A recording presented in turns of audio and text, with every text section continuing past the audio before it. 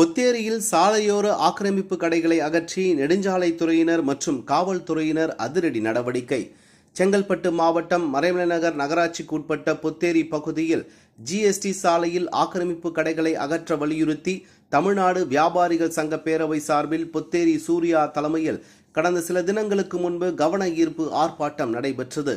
இந்த ஆர்ப்பாட்டத்தின் போது போலீசார் வியாபாரிகள் சங்க நிர்வாகிகளிடம் பேச்சுவார்த்தை நடத்தி தற்போது ஒரு கடை மட்டும் அகற்றி விடுகிறோம் என கூறினர்.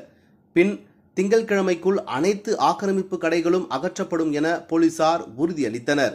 இதனைத் தொடர்ந்து இன்று சென்னை திருச்சி தேசிய நெடுஞ்சாலையில் உள்ள பொத்தேரி பகுதியில் நெடுஞ்சாலைத்துறை சார்ந்த அதிகாரிகள் மற்றும் மறைமலை நகர் காவல்துறையினர் மற்றும் போக்குவரத்து காவல்துறையினர் முன்னிலையில் ஆக்கிரமிப்புகளை அகற்றினர்.